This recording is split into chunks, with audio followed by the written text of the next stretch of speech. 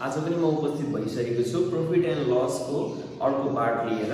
यानी कि आजको पार्टमा हामीले प्रॉफिट एन्ड लसलाई कन्क्लुजन तर्फ लाने प्रयास गरेका छौं। प्रॉफिट एन्ड लस को क्लास 7, 8, 9 रिलेटेड प्रब्लमहरु सम्पूर्ण प्रब्लमहरु आजको पार्टबाट सकिदैछ। आज त्यस्तो धेरै प्रब्लमहरु छैनन्, दुईटा टाइपका प्रब्लम जुन 5 मार्क्सको क्वेशनमा स्पेशली क्लास 9 मा ज्यादा सोध्ने गरेको क्वेशनहरु फेरि पनि आज म गर्दै छु। So let's go question number 1 of today's episode. Question number 1 मा के दिएको छ त भन्दाखेरि A sold an article to B with 20% profit. B sold the same article for rupees 504 with 5% profit to C. How much did it cost for A? यहाँ question मा अलिकति ध्यान दिनुपर्ने हुन्छ। यहाँ तीनटा पोर्सन छ A, B एन्ड C। यसलाई हामीले थोरै यहाँ अलिकति मैले एक्सप्लेन गर्न पनि खोजेँ। फर्स्ट पोर्सन A ले कसलाई बेच्छ त भन्दा सेकेन्ड B लाई, B ले फेरि कसलाई बेच्छ त भन्दा C लाई। अब A को एउटा सर्टेन CP छ, सर्टेन कस्ट प्राइस मा उसले किन्यो। अब त्यो कस्ट प्राइस बाट उसले 20% प्रॉफिट खाएर कसलाई बेच्छ त B लाई बेच्छ। अब CP प्लस प्रॉफिट जोड्दाखेरि यसको के आउँछ त यो CP प्लस प्रॉफिट गर्दाखेरि फर्स्ट A को सेलिङ प्राइस आउँछ। अब A को सेलिङ प्राइस चाहिँ B को लागि के हुन्छ त भन्दा फेरि कस्ट प्राइस हुन्छ। यो कस्ट प्राइस प्लस उसले फेरि कति प्रॉफिट खाएको छ त 5% प्रॉफिट खाएर यसले फेरि बेच्छ। अब यसले बेच्ने भनेपछि B को कस्ट प्राइस प्लस 5% प्रॉफिट गर्दाखेरि के आउँछ त SP आउँछ। त्यो चाहिँ के हुन्छ त भन्दा the selling price of B is equals to the cost price of C भनेपछि यहाँ कस्ट प्राइस तीनटा हुने रहेछ, सेलिङ प्राइस दुईटा हुने रहेछ। यो कन्डिसन हामीले बुझ्न जरुरी छ। फर्स्टमा सपोज A ले एउटा आर्टिकल X मा लियो भने अथवा CP1 मा लियो भने उले 20% प्रॉफिट खान्छ र B लाई बेच्छ। कतिमा बेच्छ त भन्दा SP1 मा बेच्छ। The SP1 of A will be the CP of B। अब यो B भनेको सेकेन्ड कन्डिसन भएकोले CP2 राख्यो दिले। अब B ले फेरि 5% प्रॉफिट खान्छ, CP2 प्लस 5% प्रॉफिट गर्दा SP2 आउँछ। This SP2 will be the cost price of C। अब यहाँ क्वेशनमा यस्तै कन्डिसन दिएको छ। के छ त भन्दाखेरि फर्स्टमा प्राइस दिएको छैन, price of an article is missing. त्यसलाई हामीले के सपोज गर्यौं त x सपोज गर्यौं। अब यो x भएपछि x प्लस 20% अफ x गर्दा के आउँछ त यहाँनिर SP आउँछ, A को SP आउँछ। अब फर A है सुन्नु हामीले फर A के छ त A को लागि let CP of an article be x। कसको CP भन्दाखेरि A को CP है, ध्यान दिनुपर्छ। यहाँ हामीले CP पनि A को पनि हुन सक्छ, B को पनि हुन सक्छ, C को पनि हुन सक्छ। सो CP मैले फर A को लागि कन्डिसन भित्र मात्रै CP सपोज गरे। अब A को CP x भयो। प्रॉफिट कति छ त A को लागि भन्दाखेरि A ले कति पर्सेन्ट प्रॉफिट खाएर B लाई बेचेको छ त 20% प्रॉफिट। अब CP र प्रॉफिटबाट हामीले के निकाल्न सक्छौं त SP निक्लिन्छ। यो भनेको 100 plus profit percentage by 100 times CP। अहिले प्रॉफिट कति दिएको छ त प्रॉफिट 20% छ डिवाइडेड बाइ 100 टाइम्स CP भनेको रुपीस x भनेपछि यो सल्भ गर्दा कति आयो त रुपीस 1.20x। अब 1.20x के भयो त A को सेलिङ प्राइस भयो। यो के भयो सेलिङ प्राइस भयो। अब A ले जतिमा बेच्यो B ले त्यतिमै किने हुन्छ भनेपछि A को सेलिङ प्राइस भनेको B को के हुन्छ त यहाँनिर कस्ट प्राइस 1.20x। अब फर B को लागि के हुने रहेछ त कस्ट प्राइस हुन्छ। यो फर्स्ट कन्डिसनको सेलिङ प्राइस चाहिँ सेकेन्ड को लागि कस्ट प्राइस हुन्छ रुपीस 1.20x। अब B ले कति प्रॉफिट खान्छ त B ले प्रॉफिट के भनेको छ 5% प्रॉफिट छ भनेपछि यहाँबाट फेरि सेलिङ प्राइस निक्लिन सक्यो। सेलिङ प्राइस अफ B ले कतिमा बेच्छ त भन्दा 100 plus profit percentage by 100 times CP भनेपछि 100 plus 5 by 100 times rupees 1.20x। अब यसलाई हामीले सल्भ गर्ने हो भने 100 प्लस 5 भनेको 105 बाइ 100 गर्दाखेरि 1.05 टाइम्स 1.20 गर्दा कति आयो त रुपीस 1.26 x यो के भयो त सेकेन्ड को यो कस्ट प्राइस प्लस 5% प्रॉफिट जोड्दाखेरि 1.26 x से यसको सेलिङ प्राइस आयो यसको सेलिङ प्राइस भनेको थर्ड कन्डिसन को के हो त कस्ट प्राइस जुन क्वेशनमा के दिएको छ B sold the same article for rupees 504 with 5% profit to C क्वेशनमा के भनेको छ भन्दाखेरि B को सेलिङ प्राइस चाहिँ कति छ अरे त 504 कति पर्सेन्ट प्रॉफिट खाएपछि 5% प्रॉफिट खाएपछि भनेपछि यहाँ हामीले यो के गर्नु पर्यो त भन्दाखेरि यो सकेपछि त जब हामी according to question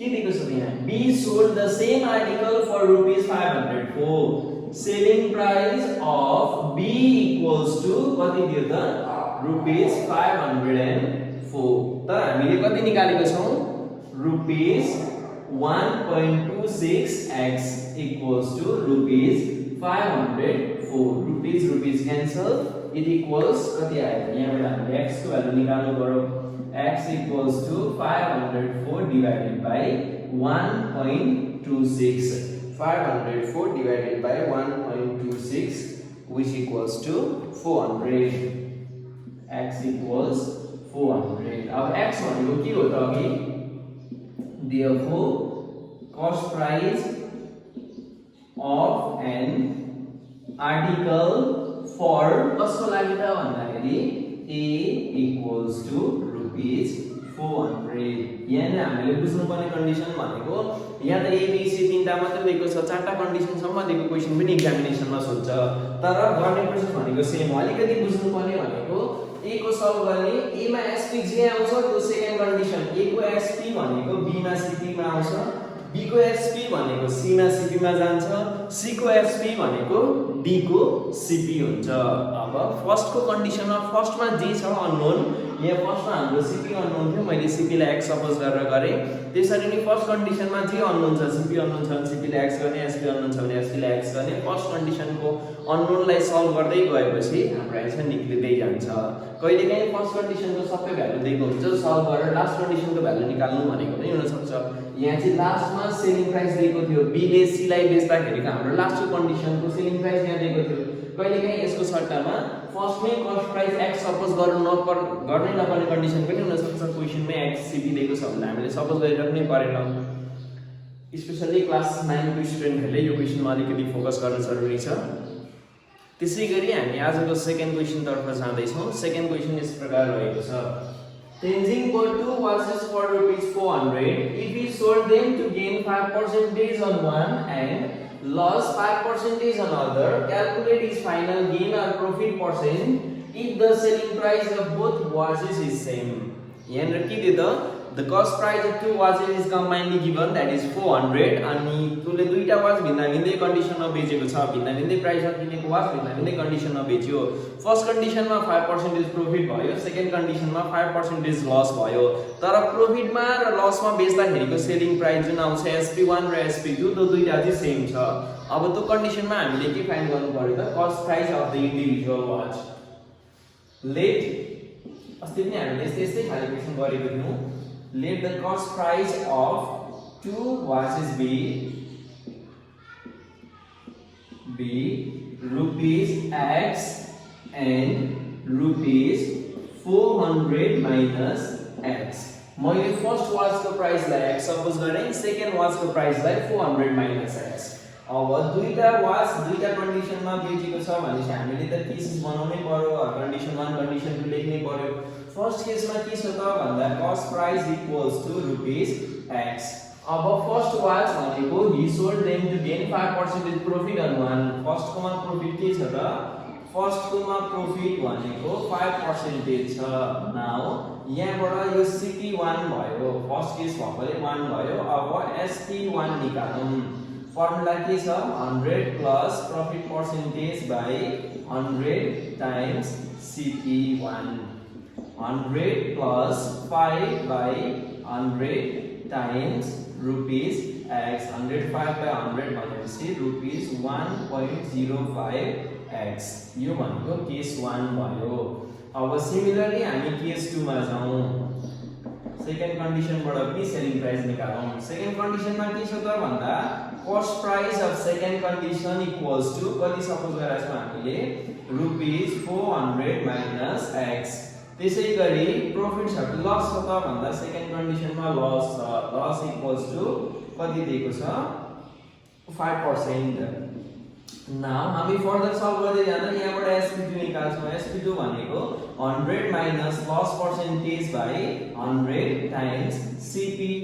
अब यसलाई अझै फर्दर सल्भ गर्ने हो भने के आयो त 100 minus 5 by 100 times rupees 400 minus x।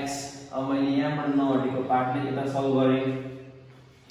100 minus 5 it equals to कति आयो त भन्दाखेरि 95 divided by 100 times rupees 400 minus x equals to अब कति आउँछ 0.95 into rupees 400 minus x equals to के भयो त मल्टिप्लाई गरौँ। अब 0.95 into 400 it equals to rupees 380 minus multiply गर्दाखेरि 0.95x। यो भयो केस 1 को SP र केस 2 को SP। अब क्वेशनमा के भनेको छ त अकॉर्डिंग टु क्वेशनमा एउटा कन्डिसन दिएको छ। के छ त क्वेशनको कन्डिसन भन्दाखेरि calculate is final gain or loss percentage if the selling price of both watches is the same.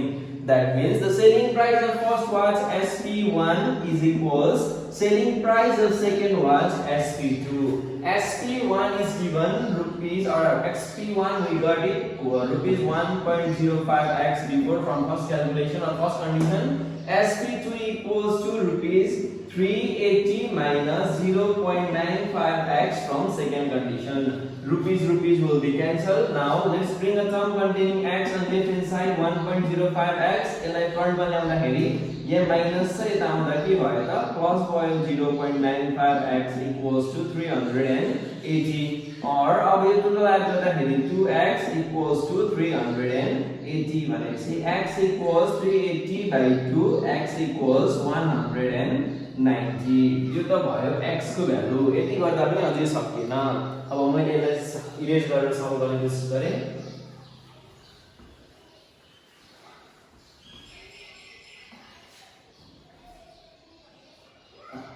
अब यहाँदेखि नसके पछाडि हामी फेरि यतै आउँछौं। नाउ के फाइन्ड गर्नु भनेको छ त क्याल्कुलेट इज फाइनल गेन और लस पर्सेन्टेज। फाइनल भनेपछि टोटल दुईटैको कम्बाइन गरेर अब टोटल सीपी हेरौँ हामीले। टोटल सीपी भनेको क्वेशनमा दुईटै वाचको टोटल सीपी कति छ भनेको छ रुपीस 480। हे हामीले यहाँ अब यहाँबाट के आउँछ त SP1 कति छ त भन्दाखेरि सेलिङ प्राइस 1 भनेको अघि कति निक्लेको थियो यहाँ हामीले सल्भ गर्दा यो भन्दा अगाडिको कन्डिसनमा भने SP1 भनेको 1.05x SP1 अघि फर्स्ट केसमा सल्भ गरेर निकालेको थियौं हामीले। अब 1.05 rupees 1.05x rupees 1.05 times x भनेको कति छ त